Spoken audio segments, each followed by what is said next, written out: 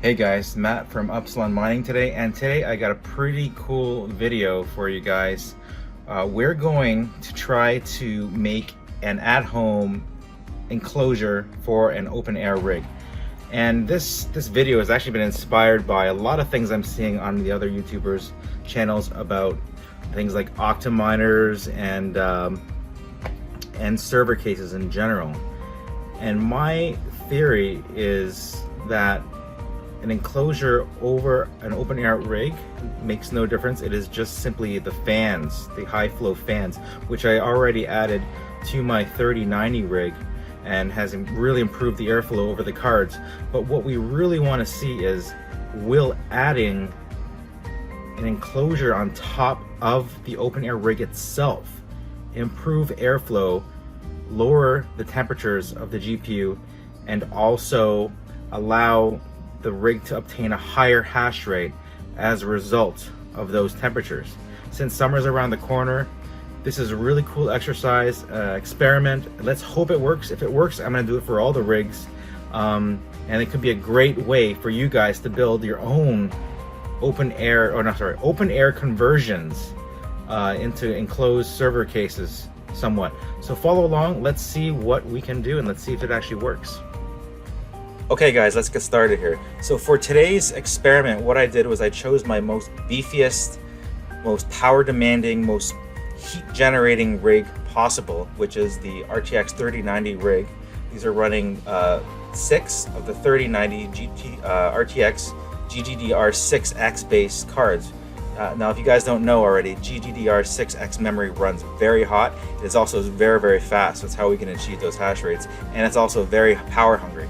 So what we're looking at now is this entire rig is reporting at 1860 kilowatts in the software. We're running at about a power limit of 315 on each of the cards. What we have are Dell RTX 3090s. These have all been with thermal red pads. The pads have all been changed to the optimal thermal pads. It's been repasted. All kinds of things have been done to make these things run at a high hash rate. And today's temperature has actually gone up just a little bit. Let's see what the outside temperature is today, because as we know, the temperature has a huge bearing on how your rigs perform. Right now, we are looking at, I have no idea if you can see that, but that's 6 degrees Celsius outside. No longer negative temperatures anymore. And what we have here is this thing's running at 728 mega hash. We were able to get 750 mega hash at its peak with every single card pulling out 125 mega hash. So let's go down and take the rig up here and let's look at building our enclosure and let's see what happens. Okay guys, let's head down into the mining basement here and let's take a look at how we currently have the 3090 rig set up. So I've got these fans blowing cold air from upstairs down, this fan blowing this way, and also this floor fan here blowing. This is a 20-inch floor fan. It's blowing a hell of a lot of airflow over top of the cards. And right over here is the 3090 rig. As you can see, it's completely open. What we have is a duct above it right now blowing cold air or 6-degree air from outside. That's going to remain exactly the same. We're not going to change anything else except we're going to pull that rig out. We're going to shut that rig down, pull it out, build an enclosure around it, and then bring it back down here and then see what we can do with, let's see if it affects the hash rates at all. And there she is, guys. Isn't that a thing of beauty? So we're gonna take the 6 GPU mining rig, and we're gonna take these poster boards sponsored by flowdynamics.ca. Get your free trial for your chat and voice bot needs today over at www.flowdynamics.ca. And these poster boards are extra boards I had laying around from my startup. Flowdynamics.ca. Check it out, guys. Anyways, these poster boards are actually remnants that I don't need right now.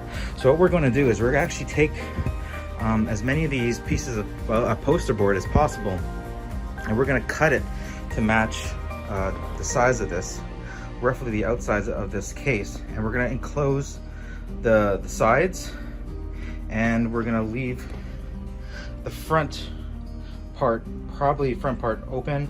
We could probably try to enclose the bottom part there, other than the fans. I don't know if that's going to make much of a difference. We're going to enclose the side, the top, and probably that's it, or possibly even the portions of the back, whatever doesn't touch the wires. And the idea, or the theory here, and I think this is the theory behind server cases in general, is that you got your cold air coming in through the fans, blowing over top the cards out the back. Now the problem with open air rigs, so they claim, is that all the hot air rises up and just causes a lot of turbulence around the cards themselves, and the heat doesn't really get effectively or efficiently moved out of the rig itself. Now the question that I have is, do you really need to go out and spend $1,000 on an Octominer case to do this, or can you just simply build an open rig frame rig like this and build your own enclosure using something similar to poster board, and checking the results to create that same wind tunnel effect? Because you're just guiding the flow of air from one end to the other, and essentially that's all a case does. So if that's the case, isn't it logical to say that something like this would also achieve similar effects? Let's take a stab at this and let's see what we can do.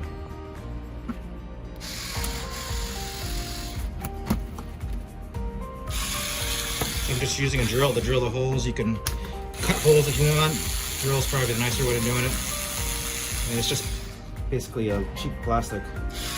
But this is just the same signboard that like lawn signs are made of, or realtor signs. You can get them at dollar store, at Walmart. I mean, kids use them for school projects. But the cool thing about these is that they're cheap, and anyone can do it at home. And hopefully the objective will succeed here in that we can actually build a homemade wind tunnel server case. So we got the one side on, as you can tell here, and we're going to attach the other side to here, and we're just going to do that using standard zip ties. So just get some multi-purpose zip ties like so. If you guys are building rigs, you should already know all about zip ties. Use the small ones. This is what I've done, and I am just putting zip ties through like this. Okay, wait. You can see where it's with that. And zip ties this entire closure together corners. Give me a second, and I'm just gonna finish that, and then we'll get to the duct taping. Okay, guys, before I do the duct taping here, all you do is just attach the zip ties like this. I drilled 4 holes, and you can run them through any way you want, but I decided to run the larger locking mechanism on the inside so that you can't see it. And then I'm going to apply the duct tape to the outer layer now, just to create more of a seal. And then the cool thing about this is it folds up. So like this thing folds up, it's very easy to transport.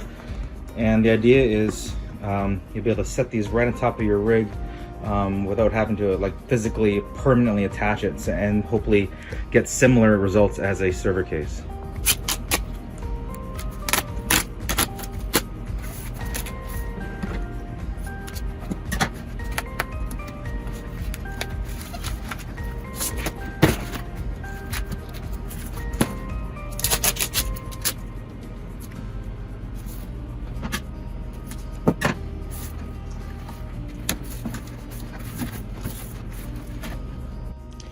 Okay guys, here we got a white box. No, I'm just kidding, it's the rig.